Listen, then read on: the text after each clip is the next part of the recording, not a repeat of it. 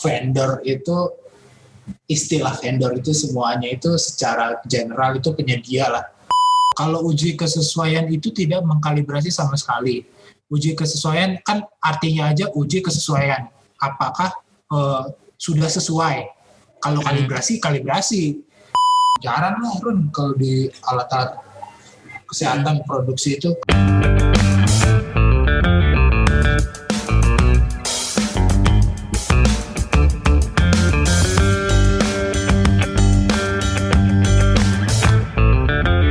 Selamat datang di podcast Bicara Nuklir, podcast pertama yang membahas tentang sains dan teknologi nuklir di Indonesia.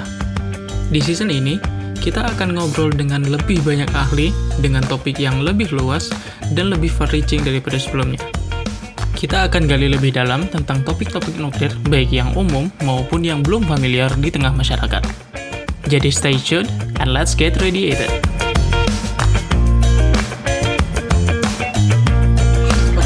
Tadi tentang magang sama skripsi ya, more or less. Setelah lulus lu ngapain dulu? Gue tadi bilang ke itu ya, ke vendor ya. Mungkin bisa dijelasin dulu deh. Vendor itu apa sih dulu? Sebenarnya vendor itu, istilah vendor itu semuanya itu secara general itu penyedia lah. Penyedia jasa, penyedia alat. Lu kayak misalkan kontraktor nih butuh beton. Kalau lu menyediakan beton ya lu vendor beton.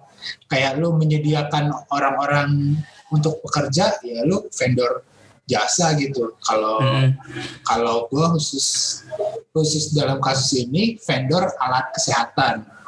Jadi gua lulus itu gue sombong dulu dikit. Enggak apa-apa. Gue lulus langsung kerja, jadi wisuda besoknya langsung kerja dapat gitu.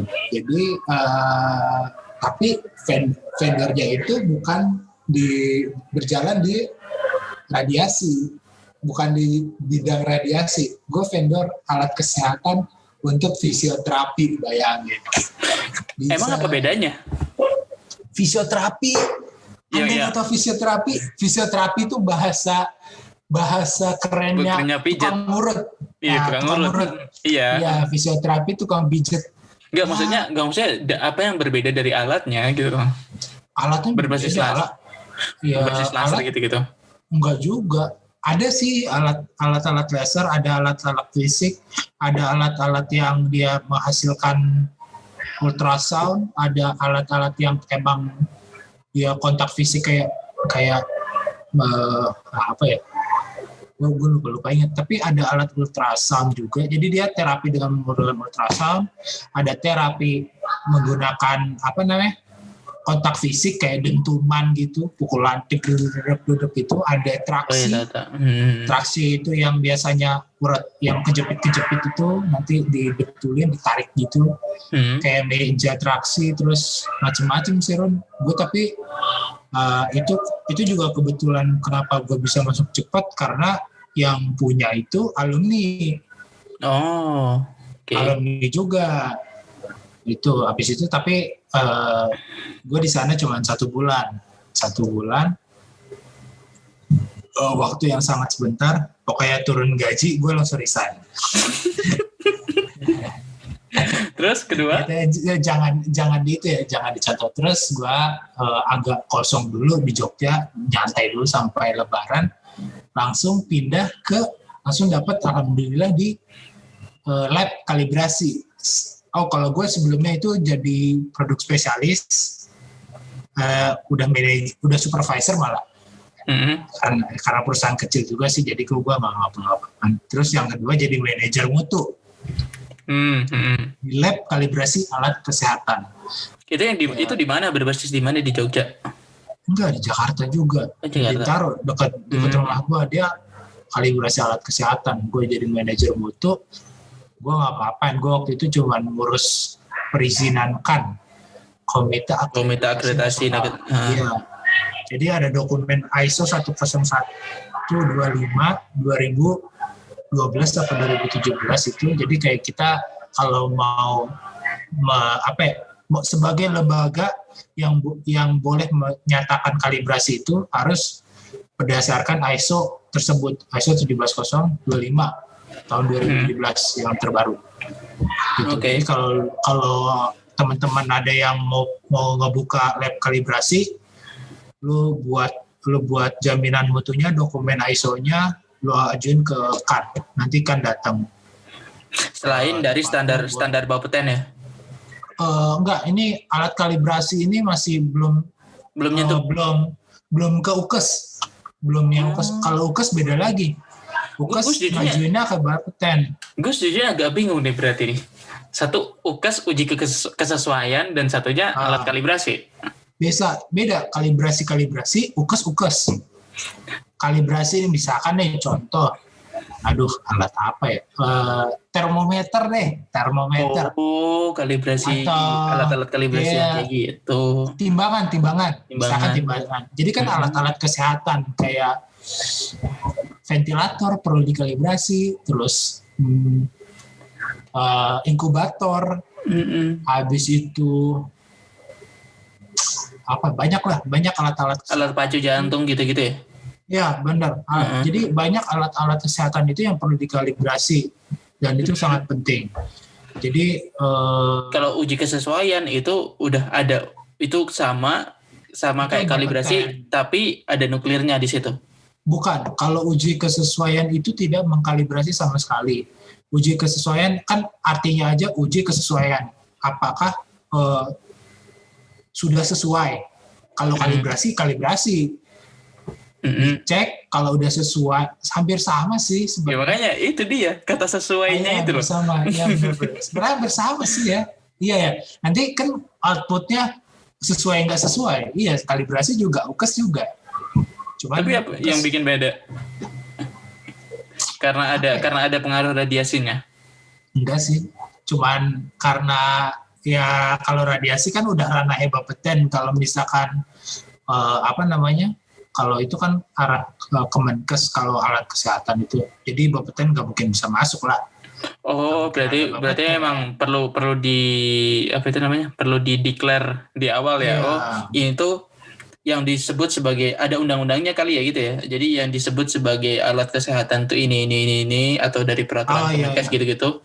Terus sama yang dari Bapeten uji kesesuaian tuh gini gitu. Alat yang perlu diuji kesesuaian tuh gitu-gitu. Oh iya, kalau untuk alat kesehatan gue nggak tahu, tapi kalau untuk uji kesesuaian itu udah ada perkanya setahu gue. Perka berapa ya?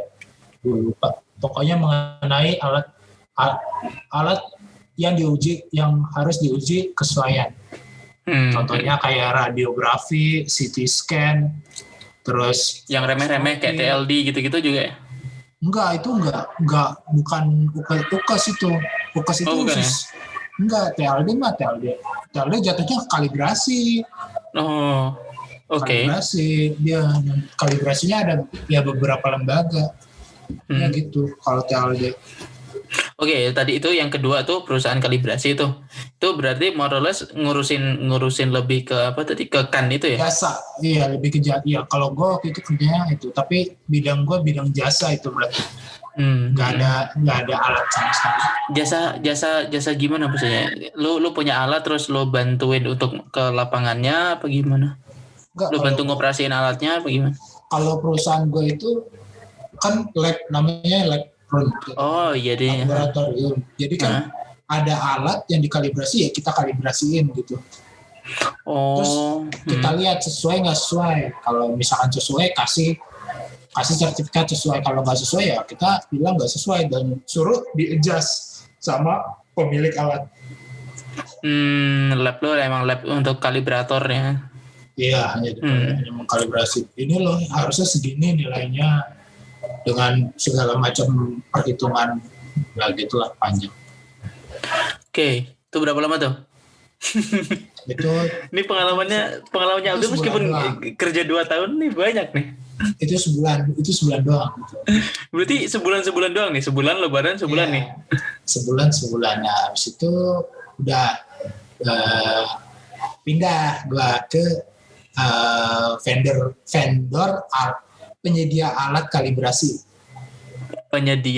kalibrasi. Oh, induknya. Jadi Ini Jadi- yang masuk barang ke lab yang sebelumnya lo alat. Betul, Oke. Iya betul.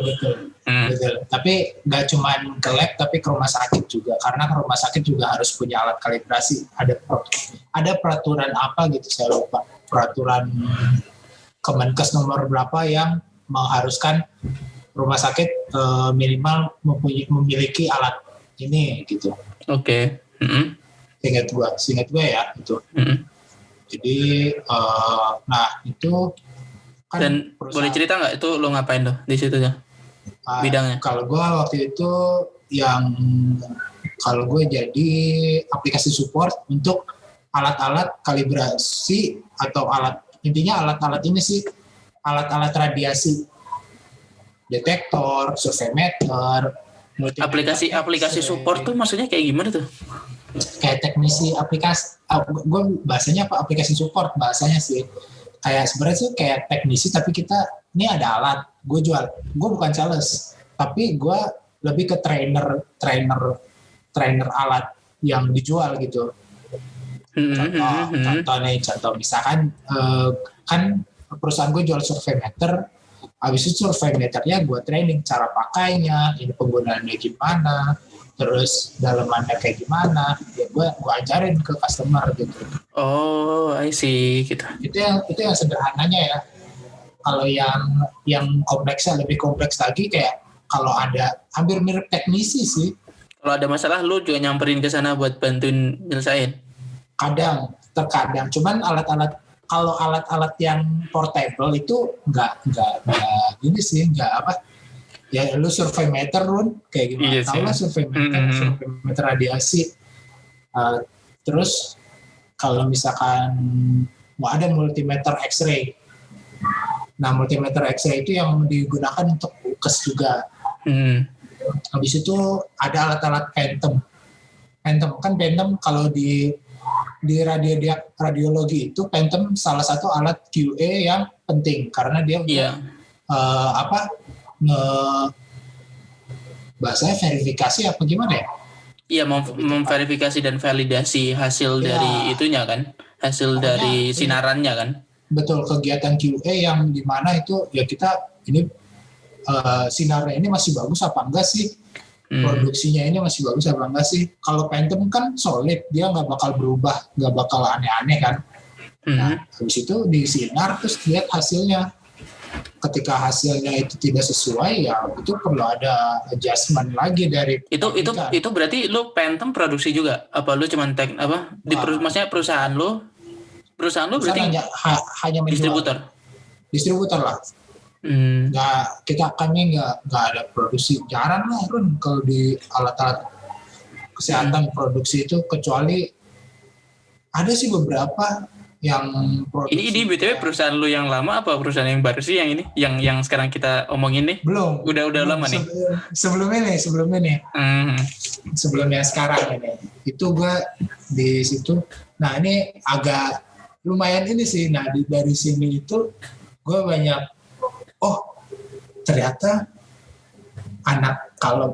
selama ini alat-alat detektor, alat-alat radiasi ini sebenarnya bisa kita yang ngerjain, maksudnya sebagai teknik nuklir yang ngerjain, bukan anak elektro, bukan yang lain. Sebenarnya udah ranah kita. Contoh nih, alat-alat surveimeter, alat-alat multimeter X-ray, terus alat-alat radio monitoring system. Radio monitoring system yang gede X-ray kayak yang bisa di pesawat gitu, di bandara gitu. Bukan.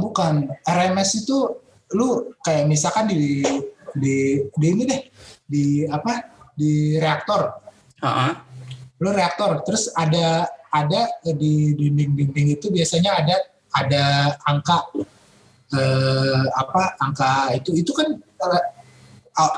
monitor area monitor. Monitor radiasi di ruangan kayak gitu. Kita buat sistemnya, kita bisa buat ini, dan itu banyak dilakukan sama orang-orang yang latar belakang radiasinya nggak sedalam kita gitu. Padahal itu sebenarnya peluang buat yang alumni teknik nuklir gitu ya. sangat peluang sangat. Jadi gue juga dulu mengagemi alat-alat Canberra. Ada alat Canberra, merek ya, gue nggak apa-apa kan nyebut merek. Nggak apa-apa. Mereknya itu kalau misalkan untuk di kesehatan, Precept multimeter ada, pokoknya multimeter banyak. Terus ada detektor itu kalau yang ke industri gue ada namanya Canberra, ada Mirion. Nah itu yang biasa digunakan sama Batan Iya. Alat-alat Canberra tuh. KP gue pakai Canberra tuh.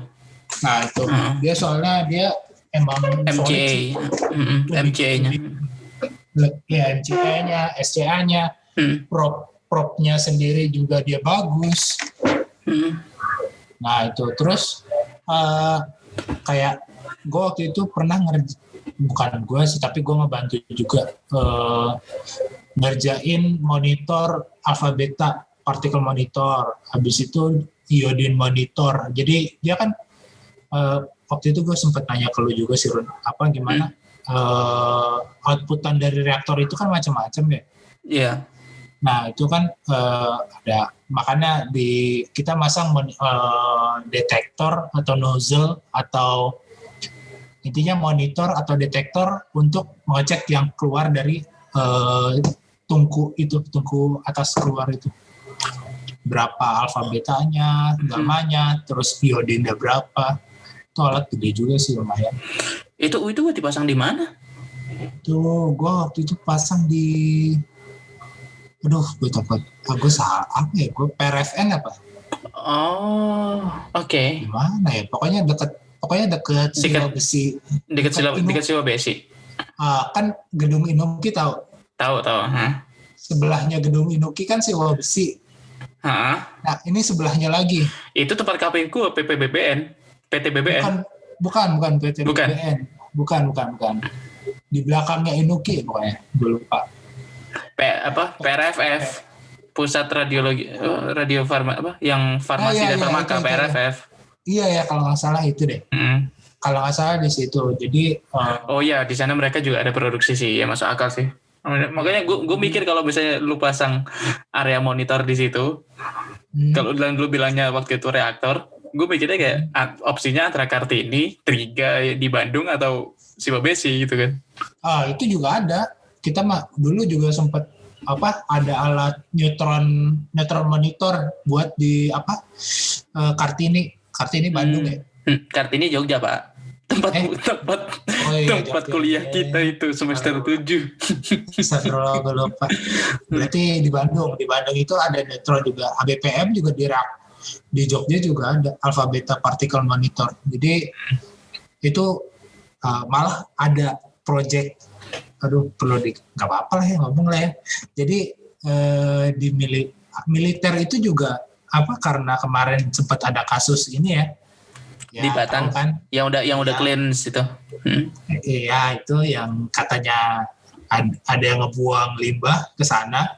Ya, mungkin jadi concern juga kan. Habis itu dia ada ya salah satu kayak buat tracking radio itu, jadi kayak khusus untuk militer.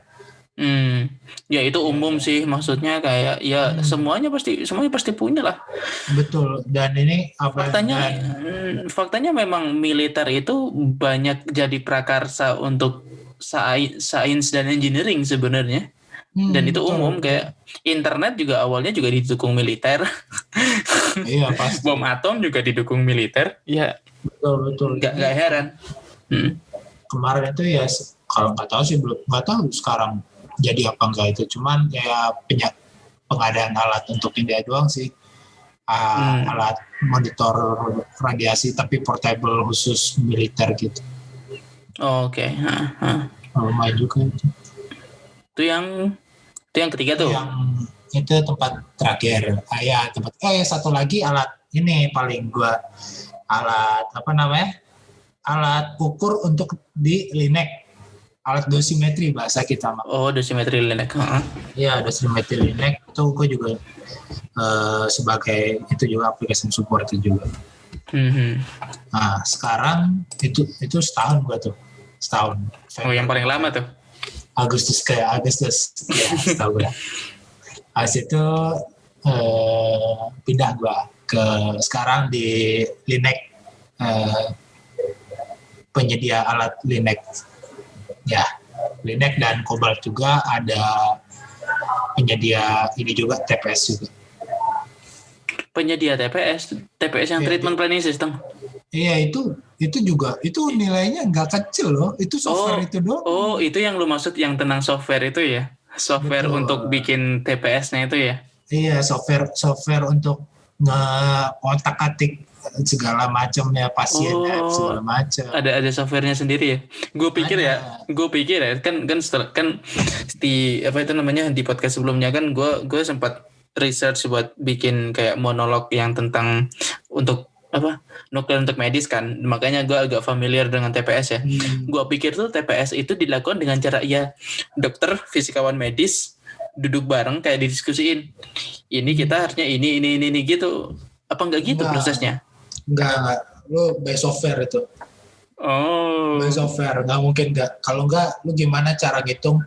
Kan misalkan ada pasien kanker paru-paru. Di situ paru-paru ada limfa, ada hati, ada jantung, ada tulang, ada segala macam itunya. Kan itu harus dihitung, bro. Nanti kenanya berapa, ya segala macam. Terus kan kalau misalkan sekarang itu ada teknologi, ada namanya multi-leaf collimator, multi-leaf MLC. MLC itu kita bisa membentuk bentuk lapangan yang kita inginkan sesuai dengan bentuk tumornya.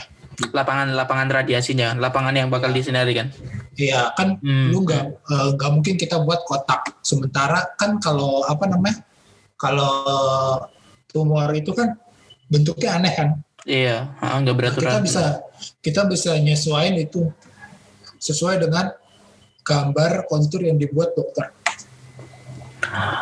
Iya sih, itu juga yang jadi dulu yang gue kepikiran waktu fisikawan medis itu juga adalah gimana caranya mereka bisa memodelkan tumor yang ada di dalam tubuh kalau misalnya bentuknya nggak beraturan. Itu sih. Itu kalau pertanyaan itu gue bisa jawab. Kalau itu caranya, jadi kan tadi gue bilang sempat pasien itu di simulator atau di CT SIM atau ya fluoroskopi lah, CT scan. Itu kan dapat gambarnya tuh. Itu ada slice, kalau kita istilahnya slice.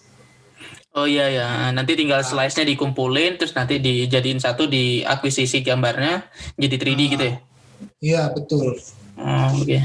Bahkan sekarang ada teknik di mana dia kalau misalkan di daerah paru-paru kan bisa ngembang, expand, ada itu kan ada kompresinya, dia bisa mengembang, bisa menciut gitu. Nanti udah teknologi Linex itu dia bisa 4D. 4D satunya apa lagi? Waktu. Oh, oke. Udah sampai waktu. Jadi udah ketika udah bukan satu jepret waktu, tapi udah berapa detik gitu ya, transient condition-nya gitu ya. Kalau di reaktor. Ya mungkin kalau di reaktor gitu, tapi kalau di treatment itu jadi kayak kan pasien itu nggak mungkin dia diem aja, nggak mungkin dia kan pasti ada pergerakan kayak bernafas aja udah mempengaruhi nanti. Jadi kayak misalkan nanti dia bernafas, beamnya mati, dia ini baru beamnya nyala, kayak gitu sampai teknologi udah sampai situ. Oh oke. Nice. Gitu. Balik lagi tadi ke yang terakhir tuh berarti vendor Linex, dan yang terakhir ini berarti vendor Linex dan penyedia alat Linex dan software TPS itu ya? Iya betul. Itu berarti klien lu juga sebenarnya nggak terlalu banyak, tapi sekalinya ada gede ya kontraknya ya? Gue pengen tahu deh sebenarnya bisnis dunia pervendoran ini kayak gimana sih sebenarnya itu? Kalau dari sisi insidernya, maksudnya seberapa menguntungkan kah? Atau kalau misalnya dari sisi anak fresh graduate yang mau kerja itu, apakah ini benar-benar bisa mencukupi banget gitu loh? Karena kita jarang denger ini gitu loh. Iya betul.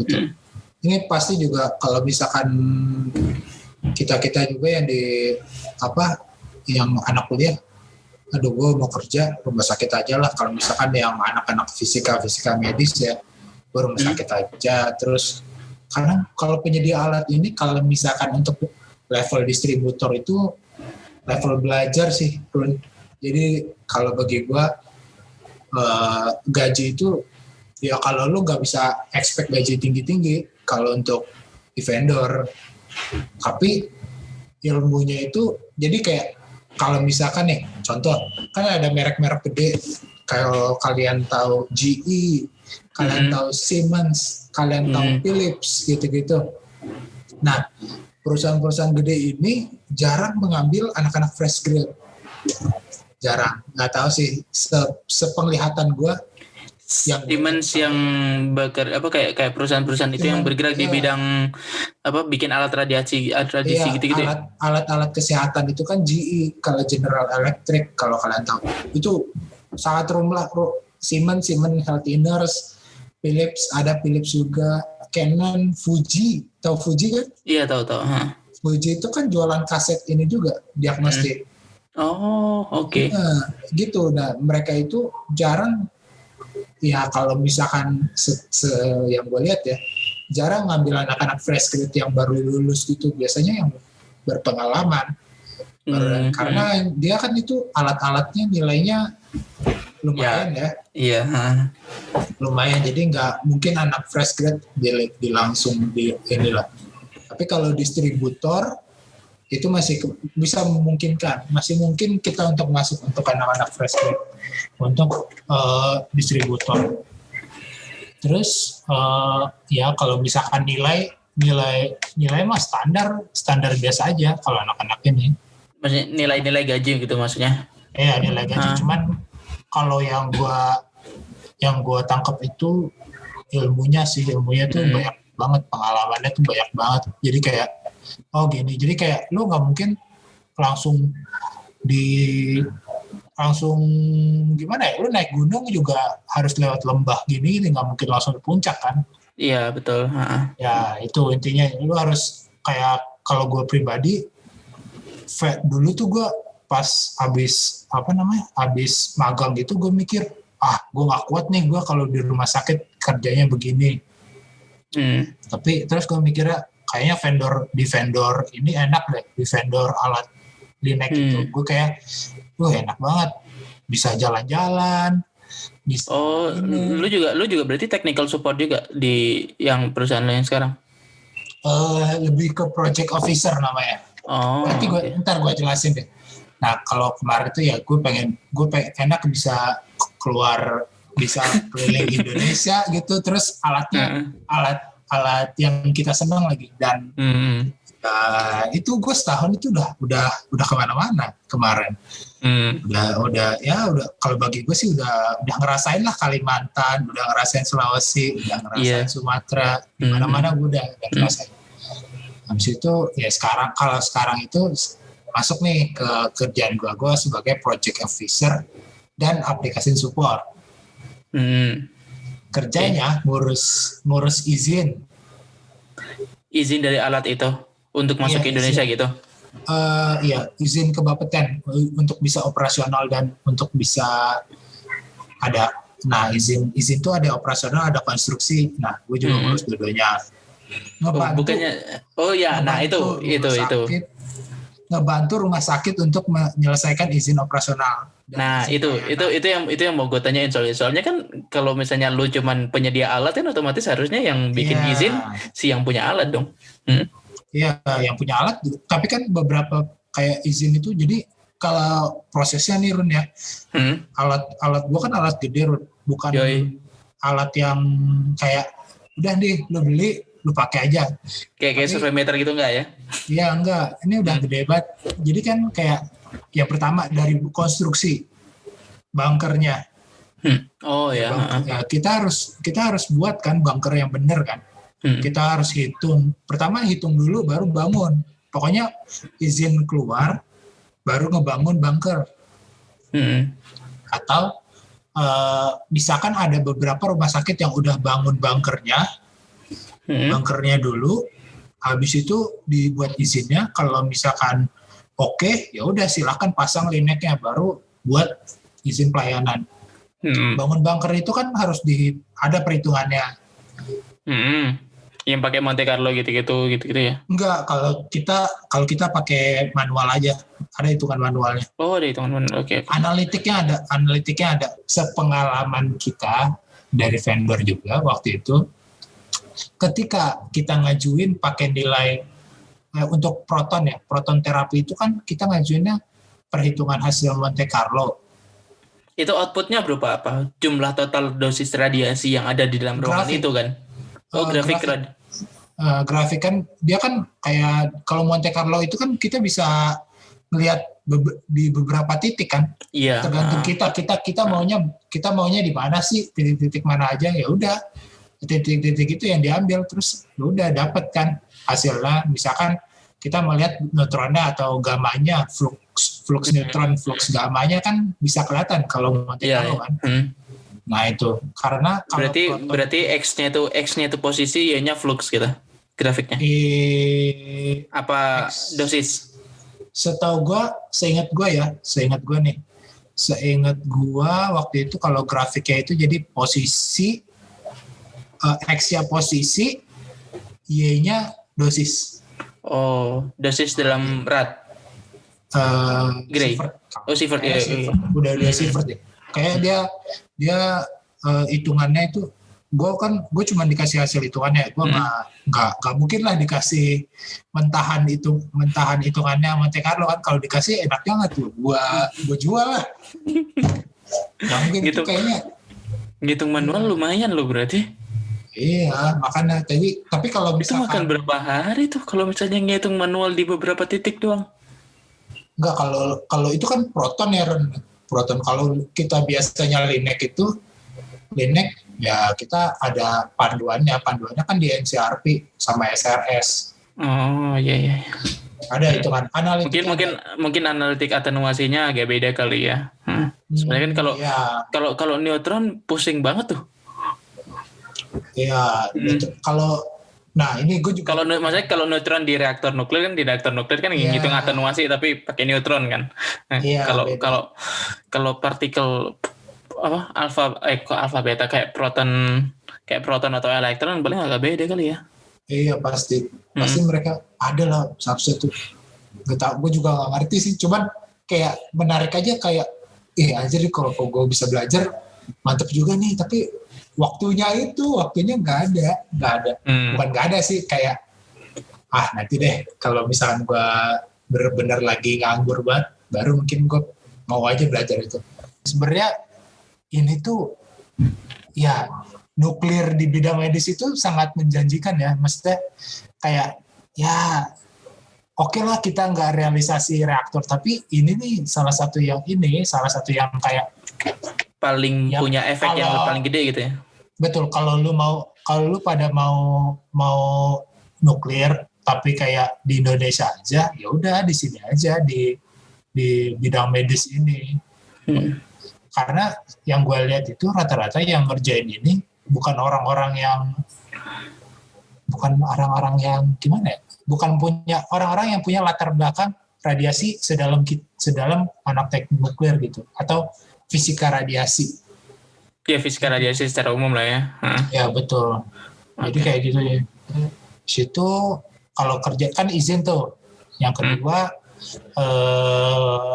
ya biasalah ngurus-ngurus alat-alat yang dijual gitu kan. Habis itu pengukuran BIM data collection itu kita juga.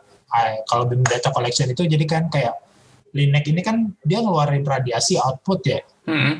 Nah itu kan dia ada bentuknya gimana, ada kita istilahnya flatness symmetry. Habis itu ada percentage depth dose, ada namanya kayak di kedalaman segini itu berapa persen dosis yang terserap gitu. Jadi kita pakai itu. Nah itu tujuannya BIM data untuk dimasukkan ke TPS. Data-data ini untuk dimasukkan ke TPS. Dan itu basicnya kita semuanya juga udah ada di praktikum deteksi kan ya ibaratnya. Betul. Sebenarnya ya kalau misalnya anak FISMED apalagi dia di perencanaan di Praktikum. radioterapi, alat QA biasanya, kalibrasi output juga. Oh ada ya mata kuliah di Vismet ada mata kuliah perancangan radioterapi ya? Ada perencanaan radioterapi ada, tapi dia lebih ke TPS sih. Kayak ini apa gimana ini nembaknya kalau misalnya pasien kanker ini kanker A, terus dosisnya ini, terus fraksinya berapa, tembakannya berapa, arah berapa gitu. Ada. Oke deh Dul. Ini mungkin pertanyaan terakhir kali ya, karena kita udah hampir sejam nih. Kita ngobrol kayak gini nih, nggak kerasa nih. Iya, mungkin terakhir deh, pesan lu buat orang-orang yang masih apa ya, kayak ini kan bidang pervendoran ini kan bisa dibilang nggak populer ya. Apa yang mau lu bilang mungkin ke mahasiswa yang mau lulus dah, sama orang-orang umum yang belum tahu tentang bidang ini? Iya. Kalau dari gue sendiri sih ya, kalau untuk teman-teman mahasiswa, untuk apalagi yang ini kalau targetnya ini ya mahasiswa. Jadi kita itu coba apa ya? Coba mengeksplor lebih lagi untuk untuk kerjaan tuh nggak cuma ini doang loh. Masih banyak kerjaan yang lain, kayak misalkan gue anak teknik nuklir nih. Terus gue kerja di mana? Oh, ya di Batam, ya Bapeten. Ya rumah sakit. Ya rumah sakit misalkan kan. Ya nganggur. Kayak saya nganggur. Ya nganggur. Ya S2 gitu kan. Ya apa-apa. Sebenarnya masih banyak. Jadi vendor ini salah satunya, kayak misalkan di industri pun masih banyak penyedia alat radiasi. Contohnya untuk alat-alat norm tenor seperti itu. Alat GE itu dia ngeluarin alat ini juga NDT. Alat-alat NDT dia ngeluarin juga. Masih banyak lah, cuman kitanya aja yang kurang explore, dan informasi kita sebenarnya kalau informasi yang terbatas itu iya sih salah satunya. Cuman kalau dari pengalaman gue juga, vendor ini kerjanya berdasarkan relasi sih. Oh oke. Ya itu mungkin alasan kenapa kita nggak terlalu dengar itu ya ketika kita kuliah dulu ya. Ya karena di vendor ini kayak kalau lu punya kenalan ini nggak, lu punya ini nggak, punya ini, jarang yang kayak oprek gede. Karena kalau skala vendor itu oprek itu kayak as in tender gitu maksudnya. Iya, bukan kayak lu lihat lah oprek di Jobstreet, oprek di Instagram, oprek. Oh, oprek kerjaan maksudnya. Gue mikirnya tentang si kalau misalnya rumah sakit nyediain mau coba. Oh beda, bukan tender. Bukan tender. Maksudnya untuk pekerjaan ini kayak ya jarang. Tadi kalau gue pribadi gue juga ya dari bawah banget, gue nggak langsung ke langsung vendor yang lumayan besar seperti sekarang. Gue juga dari awal perusahaan apa nih, jadi kayak berani mulai dari bawah aja. Terus tapi ya kalau misalnya lu mau ikutin cara gue loncat kayak kutu loncat, silakan. Cuman kalau gue tidak menyarankan seperti gue, kayak misalkan lu at least loyal lah sama perusahaan gitu aja sih. Habis itu karena dari vendor ini banyak jembatan-jembatan lu bisa kerja kalau yang masih memimpikan prinsipal atau alat-alat yang lebih besar lagi, itu vendor itu salah satu jembatannya, karena lu dapat relasi kerjaan sama orang luar juga. Bukan nggak mungkin ya, kayak misalkan kan gue nih teknisi Linek itu kan orang luar kan. Ya itu bisa aja lo bisa dapat ilmu dari mereka segala macam. Installer itu enak lah kerja sama orang-orang yang beda latar belakang gitu. Jadi jangan terlalu saklek kita ya. Ya yang pertama bukan saklek sih bahasanya. jangan sempit dibuka lagi Mindsetnya mainnya. tuh. Iya, mindset sama area mainan lu tuh harus dibuka lagi, jangan di situ-situ doang. Karena Oke. masih banyak jalan kayak misalkan daripada gua nganggur lah. Itu cuman alasan orang struggle doang, orang yang udah nyerah gitu. Banyak. Dan itu juga akan jadi penutup buat kita ngebahas bareng Abdul ini tentang kerjaannya. Thank you banget dulu udah bersedia untuk ngobrol-ngobrol. Dan untuk teman-teman semuanya, sampai jumpa lagi minggu depan dengan episode yang baru. Sampai jumpa, bye-bye.